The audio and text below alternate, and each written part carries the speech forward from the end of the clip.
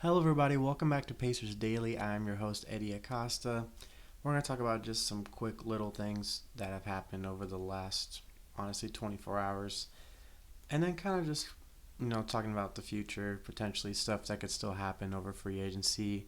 As right now, we're hitting a dead period right now in free agency, even though it's only been a few days since contracts were first being signed and everything. But first things first, Lucas Oil is now partnering with the Indiana Pacers. Lucas Oil has been the sponsor for the Colts for a very long time. It's called Lucas Oil Stadium for a reason.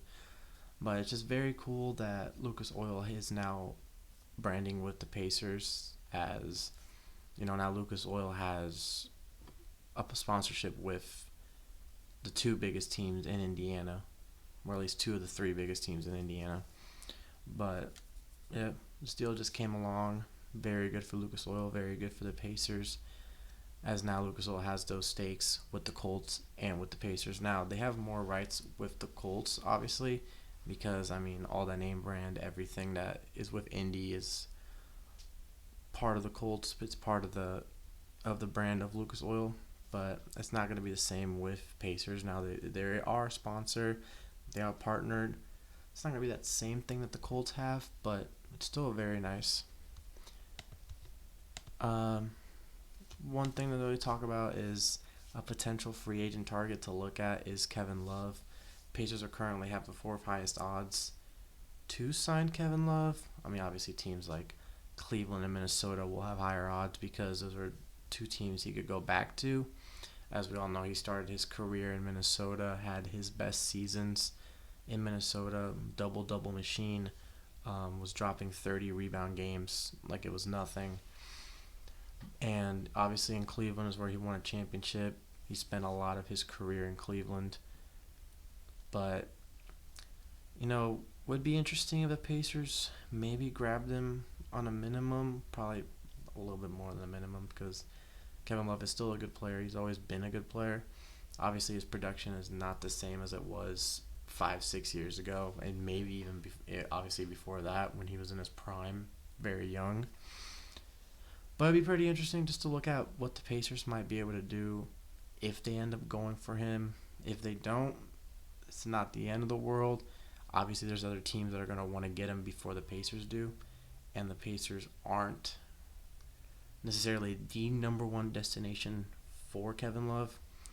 But it would just be interesting because he would be a very good veteran presence on the team. You already know what he's capable of. He still can be a double threat. Obviously, he didn't get the minutes that he used to, but he's also a very good passer for a big man.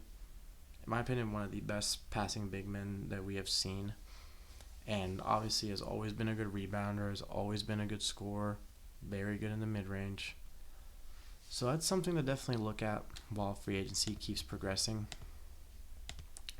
Now, this is one I kind of want to talk about a little bit, just because Rick Carlisle has finally talked about Myles Turner leaving, and there's a little bit I want to go into detail about this, just because there's a lot that there's a big reason as to why he left. Now, Carlisle came out earlier and said that Turner's whole kind of like negotiation, his free agent negotiation, was more really in the sense of, this offer was made. There's more years on this offer. Take this offer because this team is either not going to match or we're just not going to give him a chance to match. We're just going to go for the first big offer that we get. And obviously that ended up being Milwaukee. Milwaukee gave him a 4-year, $107 million contract, which from what we've heard, the Pacers were wanting to go into the luxury tax for the first time in 20 years just to get back Myles Turner. Now, were they offering that exact contract? Most likely not. They're most likely going on a 2 or 3 year deal, which was probably worth less than that contract that he got from Milwaukee. But no, obviously, someone like Carlisle came out, said that it's obviously wasn't in their plans to lose Turner. And it's very interesting as Turner has been in trade rumors for God knows how long, pretty much his whole career in Indiana. And the one time that everyone thinks he's going to stay is when he actually leaves. and he didn't even leave in a trade. He just left on his own merit. But there was another thing I read about if Halliburton's injury affected Myles Turner staying. Now, I could see this. I could see that being a main reason as to why Myles Turner ended up leaving Indiana. But Turner also went through the Paul.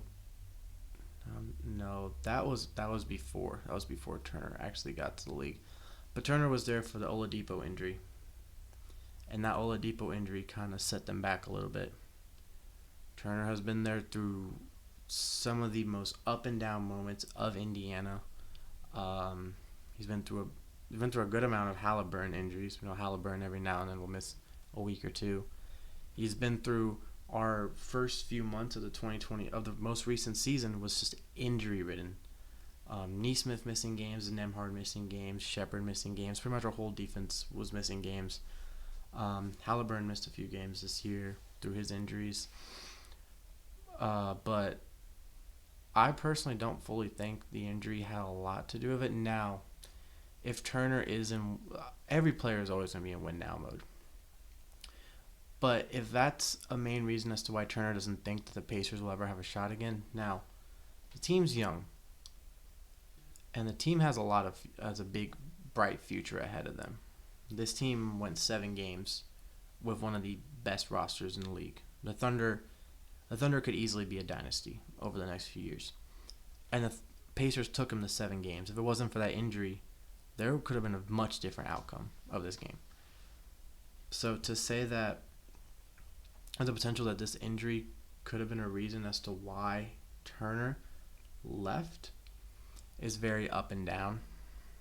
But don't get me wrong, it's not, I wouldn't put it past that if that actually could be the case. Now, it's mainly all about the money and about the fact that he's going to Milwaukee. He's pretty much out of trade rumors now. He's most likely just going to end up staying. But just the last but not least, everything else that I talked about was actual news. This is more of just rumors and just kind of talking about stuff that we always talk about on this show, trades. After the J-Huff trade, the trade markets died down a little bit. I mean, we had that Kelly Olynyk trade to San Antonio, which, 2025, and Kelly Olynyk's the main piece of a trade. You don't really expect much of that, but Blake Wesley and Malachi Branham both going to Washington. Obviously, that's a very interesting trade, as those are two young pieces that kind of kept, every year they just kept slipping out of San Antonio's rotation. And now with the guards that San Antonio have brought in with De'Aaron Fox, Devin Vassell, and just the guard play that San Antonio has, they really aren't too needed of Wesley and Branham. But, the Pacers made perhaps one of the best low-risk, high-reward trades that they could have made. I mean, it's going to sound weird, but it kind of reminds me of the Obi Toppin trade, just because Pacers didn't give up much for Obi. Obi didn't get his opportunity in New York. They said, let's take a chance on him. New York's not asking for much. Let's take a chance on him. And Obi has turned out to be one of the best 6'7" men in the league. So, who knows? Obviously, J-Huff didn't have the hype that Obi Toppin did. He wasn't an 8th overall pick. He didn't start his career in the Big Apple. So, J-Huff, but he is coming off his best season so far. So, that's going to be very fun to watch. But, having him on a light contract and also having Wiseman and Bradley on light contracts, Pacers are going very low risk, high reward right now, and that's very good for a season like the one we're about to have with our star player out.